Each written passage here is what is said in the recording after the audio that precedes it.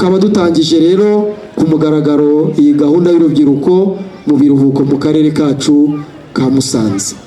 Reka mashimire nongere kubibutsa insanganyamatsiko y'uyu mwaka, imyitwarire myiza, ubuzima bwiza.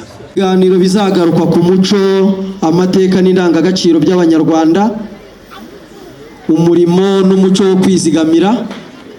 Hazaza kandi ibiganiro bijyanye n'ubuzima bw'imyororokere. Hakurikizeho kandi ubuzima bwo mu mutwe. Tuzagaruka ku bijyanye n'ubuzima bwo mu mutwe kugira ngo abana, urubyiruko tuzirikane ibishobora kwangiza ubuzima bwo mu mutwe nuko ndetse twabyirinda. Hari ukurwanya kandi ibiyobyabwenge n'icuruzwa ry'abantu, uburenganzira bw'umwana, inshingano ndetse n'isuku n'isukura. Ariko tuzagaruka nuko n'ikoreshwa ry'imbuga nkoranyambaga, ariko tunibande kuri siporo nkuko mwabonye ko uyu munsi siporo yagarutsweho. Mwabonye ko twese twakinnye kandi tunezerewe ibyiciro bitandukanye. By'umwihariko rero nk'urubyiruko mu biruhuko mugomba kuzajya mugira umwanya wo kwidagadura, siporo zitandukanye zaba izigorora umubiri ndetse ariko n'umwanya mwiza wo kureba impano z'abana bacu cyangwa se urubyiruko rwacu. Ibi biganiro byose bigamije gutuma urubyiruko rugira imyumvire imwe mu kwirinda ibintu byose byakwangiza ubuzima bwabo. Aha tukazirikana ko urubyiruko ari rwo Rwanda rw'ejo. Nimwe dutegerejeho abayobozi bazatuyobora mu minsi iri imbere. Nimwe dutegerejeho abashoramari, abikorera, abacuruzi n'abandi mu rwego rwo guteza ubukungu bwacu imbere, ariko no guharanira imibereho myiza y'abaturage. Imikino inyuranye nk'uko nari mbivuze izashyirwamo imbaraga muri iyi gahunda y'urubyiruko mu biruhuko. Urubyiruko rukazagaragaza impano zarwo cyangwa se impano rwifitemo bitewe n'imikino rukina.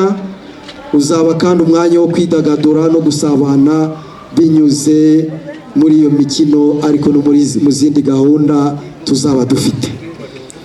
Iyi gahunda y'urubyiruko mu biruhuko izajya iba gatatu mu cyumweru nk'uko byagarutsweho. Ku wa mbere kuva saa 2 kugeza saa 6 akazaba ari urubyiruko rufite imyaka hagati y'10 na 13.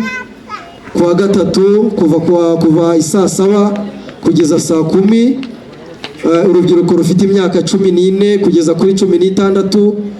Noneho ku wa gatanu kuva saa 2 kugeza saa 6 urubyiruko rufite imyaka 17 kugeza kuri 20. Mu gusoza ndasaba ko abatoza bazafasha abana muri gahunda kuzarushaho kwigisha urubyiruko indangagaciro na kirazira by'umuco nyarwanda, kubafasha kumenya impano bifitemo ndetse no gukomeza gukangurira urubyiruko kugira imyitwarire myiza, kuko imyitwarire ituma umuntu agira ubuzima bwiza, byaba mu mitekerereze ndetse no mu mikorere, bityo umubiri we ugakora neza, umuntu agakora neza kubera ko n'umubiri ufite uburyo ukoreshwa. Ni umwanya mwiza mbonye kandi wo gusaba abayobozi mu nzego zose uhereye mu isibo kugera ku karere gufatanya mu gukangurira urubyiruko kwitabira iyi gahunda bashyiriweho.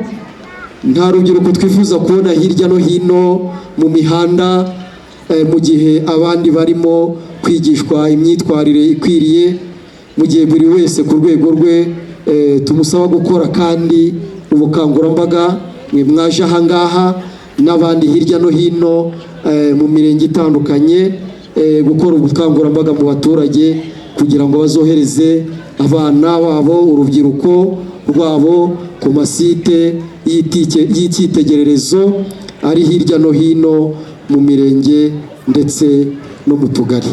Akoze ubutumwa bwa mbere tubaha turabakangurira kuzitabira iyi gahunda y'urubyiruko mu biruhuko aho iteganyijwe hose mu mirenge, kubera ko muri buri murenge ndetse no muri buri kagari hateganyijwe site urubyiruko ruzahuriraho, akaba ariyo mpamvu rero mbanza kubakangurira kuzitabira gahunda, mboneraho kandi no gusaba ababyeyi kugira uwo mwanya, kubera ko ni umwanya mwiza bazaboneraho wo kwigishwa indangagaciro n'umuco nyarwanda, ariko none ukazaba n'umwanya mwiza wo kugaruka ku myitwarire y'urubyiruko, bakangurirwa kwirinda ibiyobyabwenge ndetse by'umwihariko abana b'abakobwa b'abangavu, tubakangurira no kwirinda inda zidateganyijwe.